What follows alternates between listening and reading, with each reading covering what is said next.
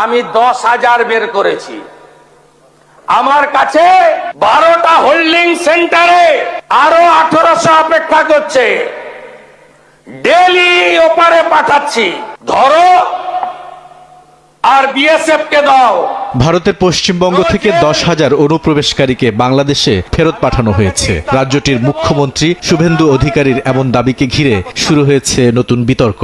এত সংখ্যক মানুষকে কিভাবে চিহ্নিত করা হলো, কি প্রক্রিয়া তাদের সীমান্ত দিয়ে পার করা হলো এবং এ বিষয়ে কেন্দ্রীয় সংস্থা কিংবা সীমান্তরক্ষী বাহিনীর কোনো আনুষ্ঠানিক তথ্য কেন সামনে আসছে না তা নিয়ে চলছে আলোচনা সমালোচনা। বিজিবি বলছে 21 মে থেকে 25 জুন পর্যন্ত 83টি পুশিং চেষ্টা প্রতিরোধ করেছে বিজিবি। 650-এর বেশি মানুষকে ঠেলে পাঠানোর চেষ্টা রুখে দিয়েছে বাংলাদেশ। প্রবেশ করতে দেয়া হয়নি একজনকেও। আন্তর্জাতিক বিশ্লেষকদের মতে সীমান্ত, নাগরিকত্ব এবং অনুপ্রবেশের ইস্যু পশ্চিমবঙ্গের রাজনীতিতে দীর্ঘদিন ধরেই গুরুত্বপূর্ণ। শুভেন্দুর অসত্য দাবিতে উল্টো উস্কানি দেখছেন বিশ্লেষকরা। মনে করি না এর মধ্যে সত্যতা আছে। এখন প্রশ্ন আসতে পারে যে কেন তিনি এটি বলছেন। এটি বলছেন তার অভ্যন্তরীণ রাজনৈতিক হিসাব। ভারতের দিক থেকে উস্কানিও থাকতে পারে এখানে। এবং আপনি জানেন যে আমাদের প্রধানমন্ত্রী এই মুহূর্তে চীন সফর করছেন। এটিও নানান ধরনের সমালোচনা, নানান ধরনের আলোচনা ভারতে রয়েছে। নানান ধরনের ক্যালকুলেশন তারা করছেন, নানান ধরনের ইকুয়েশন তারা রাখছেন।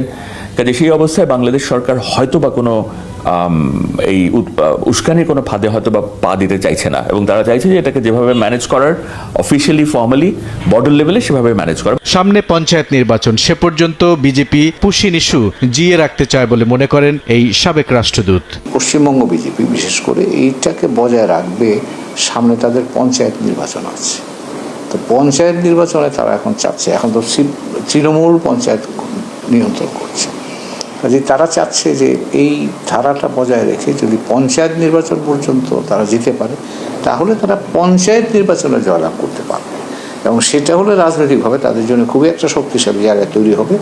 পঞ্চায়েত নির্বাচন, রাজ্য নির্বাচন, এই দুটো নির্বাচনে ফলাফল তারা নিয়ে যেতে চাচ্ছে আগামী লোকসভা ইলেকশন। প্রকৃত পরিস্থিতি তুলে ধরতে সরকারকে স্বচ্ছতার সাথে তথ্য উপস্থাপনের পরামর্শ দিচ্ছেন বিশ্লেষকরা। তাদের ভাষ্য, এসব ঘটনা দীর্ঘমেয়াদে দুই দেশের জন্য ভালো কিছু বয়ে আনবে না। এই যে এসকেলেট করছে এই ধরনের মন্তব্য, আমি মনে করি এটা কিন্তু আসলে বাংলাদেশ ভারত সম্পর্কের জন্য দীর্ঘমেয়াদে এটা ক্ষতিকর হবে।